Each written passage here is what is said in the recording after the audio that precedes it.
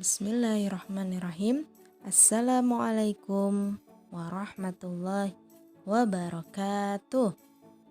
Bagaimana kabarnya anak-anak ibu semua? Anak-anak yang soleh dan solehah, baik itu kelas 4A maupun 4B, siswa-siswi SD Italiza. Semoga kalian di rumah bersama keluarga senantiasa dalam lindungan Allah dan senantiasa diberikan kesehatan oleh Allah. Amin. Baik, alhamdulillah hari ini kita berjumpa lagi pada pelajaran tematik bersama Bu Fitria. Materinya masih di tema 6. Untuk hari ini kita sudah memasuki pelajaran baru, yaitu pelajaran PPKN. Muatan PPKN mengenai aku dan cita-citaku. Sebelum belajar, Ibu ingin mengingatkan atau Ibu ingin menyarankan kalian bisa memulainya dengan berdoa terlebih dahulu. Kemudian kalian juga bisa sebelum belajar melaksanakan ibadah-ibadah sunnah yang lain. Contohnya sholat duha, kemudian membantu kedua orang tua, zikir pagi, atau juga bisa murojaah hafalan dan berolahraga pagi ya. Nah, seperti biasa, biasakan sebelum belajar kita berdoa terlebih dahulu ya. Karena itu kita berdoa dulu. Bismillahirrahmanirrahim. Allahumma ftah lana hikmataka wansyir alaina rahmataka min khadai birahmatika ya arhamar rahimin. Rabbi zidni ilman warzuqni fahma. Allahumma la sahla illa ma ja'altahu sahla wa anta taj'alul hazna idza syi'ta sahla. Amin. Baik, setelah berdoa kalian bisa menyimak apa yang Ibu sampaikan hari ini ya. Semoga kalian dapat memahaminya dengan baik dan kalian dapat selalu semangat dalam mengikuti pelajaran setiap harinya. Baik, selamat menyaksikan apa yang Ibu sampaikan ya. Tujuan pembelajaran kali ini adalah siswa dapat mengetahui keragaman kegiatan di lingkungan sekitar. Keragaman kegiatan di sekitar kita contohnya ada profesi, ada hobi atau kegemaran. Nah, profesi itu biasanya berasal dari cita-cita dan cita-cita biasanya berasal dari hobi. Karena profesi setiap orang sebagian besar berasal dari cita-cita mereka waktu kecil. Hal ini didasari dengan hobi atau minat atau kesukaan mereka dulu. Minat atau kesukaan kalian terhadap bidang tertentu dapat membantu untuk meraih cita-cita. Nah, biasanya seseorang bekerja atau memiliki profesi atau memilih pekerjaan itu berdasarkan cita-citanya, dan cita-cita itu didasarkan pada hobinya. Jadi biasanya kalau orang yang hobinya misalkan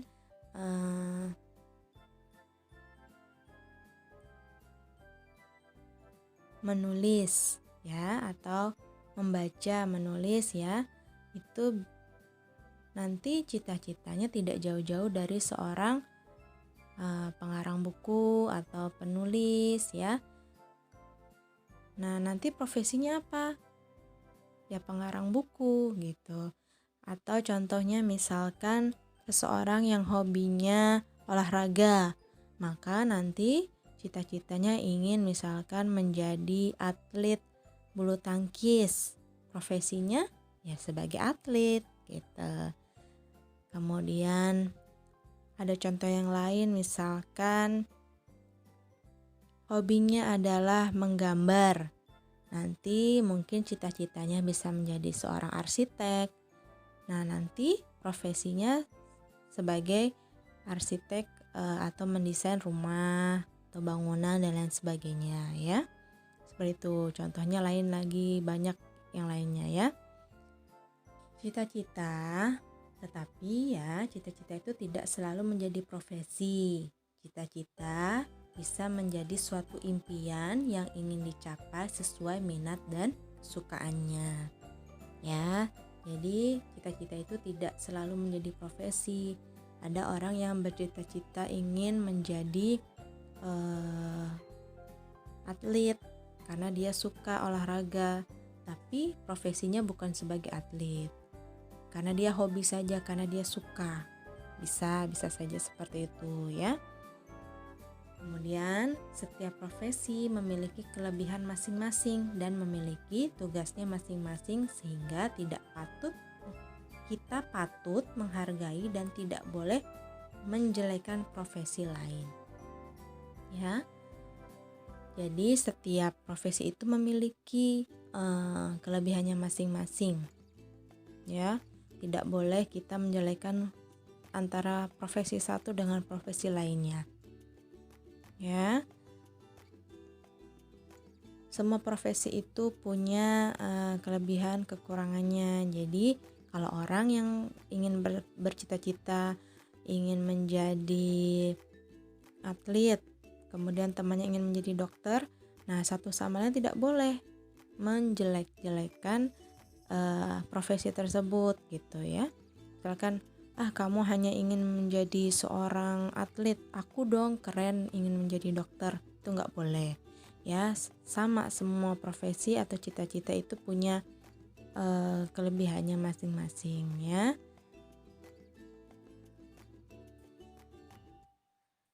Kemudian apa sih manfaat dari cita-cita itu? Yang pertama, cita-cita dapat membantu dalam meraih sesuatu yang diinginkan. Ya. Kedua, dengan bercita-cita kita termotivasi untuk belajar. Atau semangat belajarnya jadi naik ya, jadi tinggi. Memberikan gambaran dalam menentukan jurusan dalam pendidikannya. Jadi kalau orang yang bercita-cita ingin menjadi dokter, maka nanti kalian punya gambaran, kalau saya ingin menjadi dokter, maka nanti pendidikan yang saya ambil adalah jurusan dokter ya, atau jurusan yang berhubungan dengan kedokteran ya. Misalkan kalian mau jadi dokter tapi sekolahnya di sekolah arsitek, ya tidak cocok gitu ya. Kemudian yang selanjutnya, manfaat cita-cita adalah sarana bekal dalam menghadapi masalah dalam kehidupan. Jadi seseorang itu dalam meraih cita-cita kan tidak mudah ya. Ada gagalnya, ada suksesnya, ada prosesnya. Nah, di situ nanti kalian akan belajar bagaimana cara kalian menyelesaikan permasalahan dalam kehidupan ya. Kemudian apa? Mengajarkan bahwa untuk berhasil harus ada usaha dan kerja keras. Jadi kalian untuk meraih cita-cita harus ada usahanya, ada kerja kerasnya. Kalau orang yang bermalas-malasan, tidak ada usahanya, tidak mau berbuat apa-apa, ya cita-cita yang diinginkan ya tidak akan tercapai. Ya. Jadi harus ada usaha dan kerja keras. Maka nanti apa yang dia usahakan, apa yang dia kerja keraskan akan berbuah hasil yang baik. Seperti itu ya.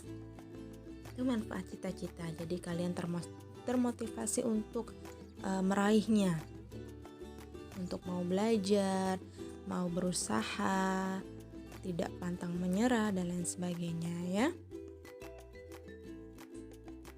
Nah, kalian bisa lihat gambar di samping.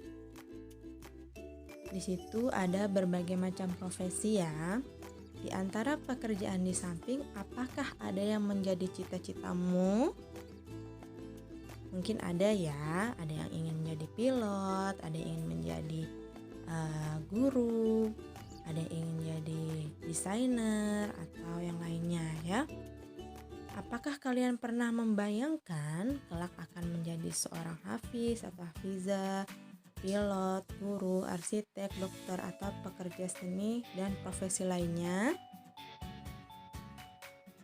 Kalian pasti tentu pernah ya membayangkan nanti kelak kalau sudah besar kalian ingin menjadi apa, misalkan ingin menjadi hafiz, hafizah dan lain sebagainya, ingin menjadi ustadz, ustazah, dokter, arsitek, pilot, desainer dan lain sebagainya ya. Nah, bagaimana kita bisa meraih itu semua? Cara meraih cita-cita kita bisa lakukan seperti ini. Lakukan yang kalian bisa, ya. Apa yang kalian bisa lakukan, tekuni, ya. Kemudian percayalah pada kemampuan diri sendiri, ya. Tidak boleh minder. Saya cuma bisa ini, tidak. Kalian tunjukkan apa yang kalian bisa, ya. Percaya diri, nggak boleh minder. Kemudian berpikir positif, ya. Tidak boleh berpikir yang negatif. Saya tidak mungkin bisa meraih itu. Tidak mungkin bisa. Tidak mungkin bisa. Tidak boleh seperti itu. Kalian harus berpikir positif bahwa kalian pasti bisa meraih apa yang kalian cita-citakan. Kemudian fokus pada tujuan yang ingin dicapai. Ya, tujuan kalian apa? Maka fokus pada tujuan itu, ya. Tidak perlu terpencar-pencar dengan tujuan-tujuan yang lain. Fokus dulu dengan satu tujuan, nanti kalau sudah baru pikirkan dengan yang lainnya.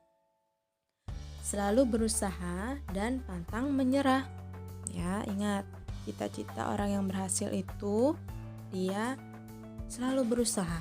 Gagal berusaha lagi, dan tidak boleh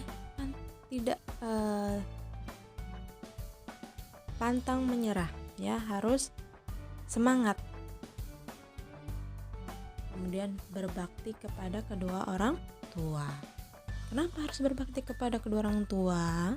Dengan berbakti kepada kedua orang tua, kita minta restu kedua orang tua kita agar apa yang kita cita-citakan tercapai. Kita minta doanya, ya. Kita minta diberikan doa supaya kita dimudahkan dalam meraih cita-cita kita. Oke, kita harus berbakti kepada kedua orang tua, ya. Kemudian selalu beribadah dan berdoa, ya.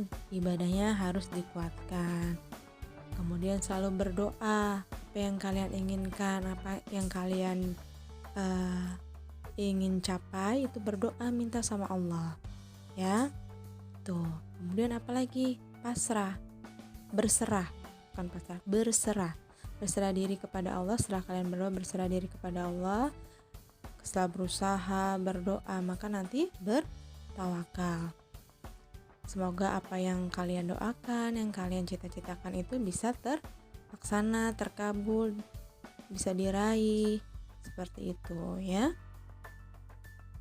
Nah, berikut ada kisah orang sukses yang sebelumnya gagal, ya. Jadi kalian bisa mengambil inspirasi.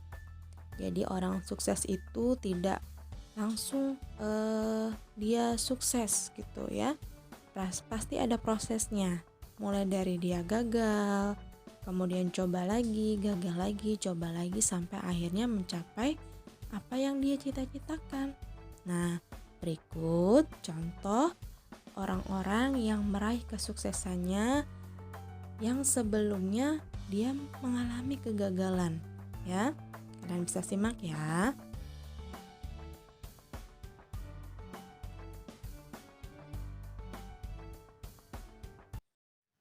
Satu. Bill Gates.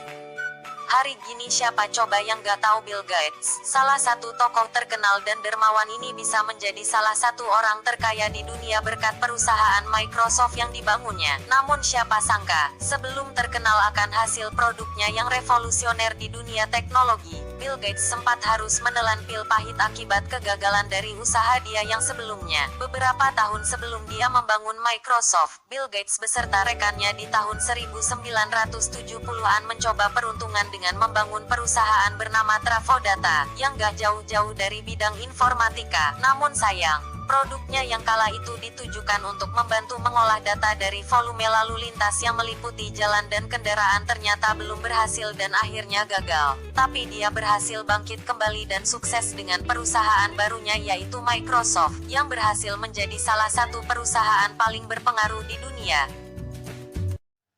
2. Arianna Huffington.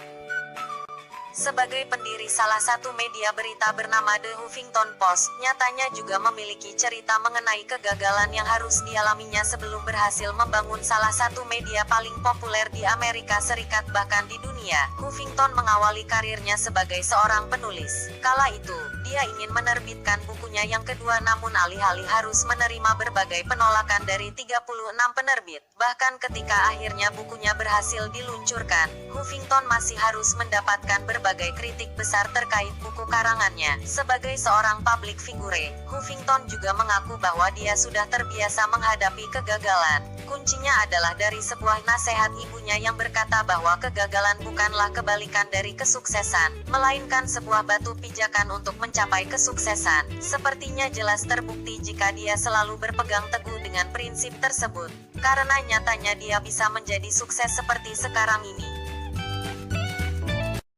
3. Steve Jobs. Steve Jobs memang tidak perlu menunggu lama untuk sukses. Di usia 20-an dia sudah berhasil membangun perusahaan Apple dan menuai keuntungan. Namun nyatanya, kesuksesan pun masih tidak luput dari kendala. Beberapa tahun menjabat di jajaran direksi, Jobs terlibat konflik dengan rekan kerjanya yang membuatnya dipecat dari perusahaan yang dia bangun. Meski gitu, hal ini gak membuat Jobs putus asa. Selang dipecat dari Apple, di tahun 1985 Jobs kemudian membangun perusahaan baru bernama Next dan lanjut berkarya. Kehebatannya dalam berinovasi pun tak terbantahkan lagi. Sampai akhirnya perusahaan Apple tertarik untuk membeli perusahaan barunya tersebut. Dengan dibelinya perusahaan Next oleh Apple memungkinkan Jobs kembali lagi ke perusahaan lamanya, dan membuktikan bahwa keberadaannya merupakan kontribusi yang besar terhadap perusahaan Apple. 4. Kolonel Sanders. Kamu pasti udah familiar dengan gambar tokoh kakek-kakek di logo restoran cepat saji Kentucky Fried Chicken atau biasanya disingkat KFC. Kakek tersebut ternyata bukan sembarang kakek-kakek. Dia adalah Kolonel Sanders, orang yang mendirikan KFC. Lahir di tahun 1890, Sanders berhasil menemukan resep terbaik membuat ayam goreng dan membuka restorannya di tahun 1930-an. Meski menu andalan ayam gorengnya cukup terkenal dan ramai dikunjungi, nyatanya Sanders harus menunggu hingga usia yang gak muda lagi untuk menyaksikan keberhasilan besar yang diraih usaha kecilnya itu. Di usia yang ke-75, Sanders pun baru memutuskan untuk menjual usahanya. Keputusan itu pun gak sia-sia. Berkat itu, restoran KFC menjadi terkenal di penjuru dunia dan Sanders pun dikenang sebagai tokoh di balik ayam goreng yang khas itu. 5. Milton Hershey. Hershey merupakan merek coklat yang gak asing lagi dan sudah mendunia. Pendiri salah satu perusahaan coklat terbesar ini tak lain adalah Milton Hershey. Bagi Hershey sendiri, untuk berhasil membangun sebuah usaha memang dibutuhkan kerja keras dan berbagai pengalaman pahit. Hershey sempat dipecat dari pekerjaannya dan membanting tulang membuat usahanya sendiri yang berujung pada kegagalan. Sejak awal, Hershey sudah memiliki minat besar membangun usaha yang menjual produk manis-manisan seperti permen dan coklat. Namun sepertinya, minat tersebut harus dihadapi oleh berbagai rintangan besar. Berulang kali Hershey membangun usaha namun gagal hingga 3 kali. Sampai akhirnya, Hershey terinspirasi untuk memproduksi coklat susu dalam jumlah banyak. Usaha tersebut pun gak sia-sia, karena terbukti coklat produksinya bisa laku di pasaran sampai saat ini. 6. Walt Disney.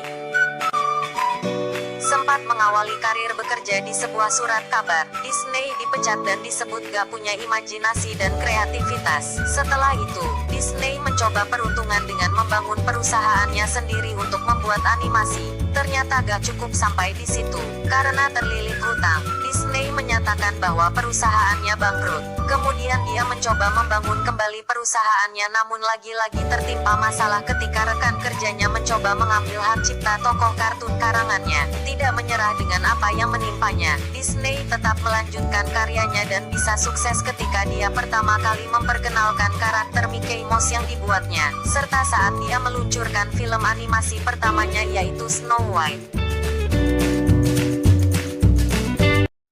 7. Soichiro Honda.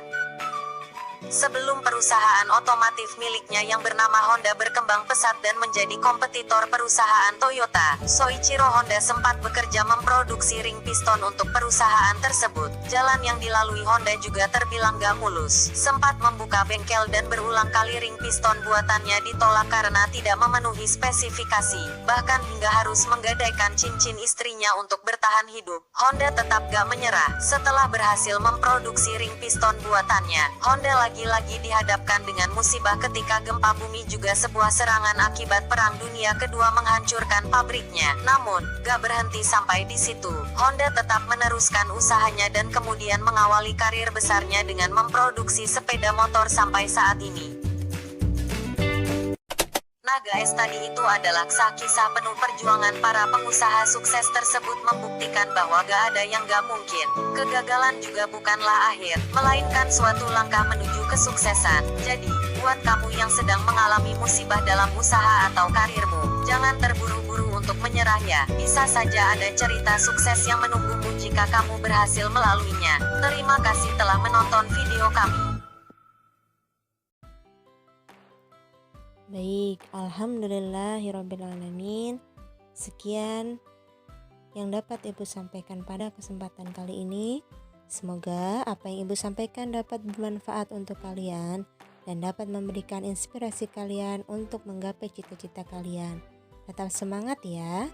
Semoga apa yang kalian cita-citakan dapat kalian capai di kemudian hari. Amin. Sebelum diakhiri, kita berdoa bersama. Subhanaka Allahumma wa bihamdika asyhadu an la ilaha illa anta astaghfiruka wa atubu ilaik. Wassalamualaikum warahmatullahi wabarakatuh.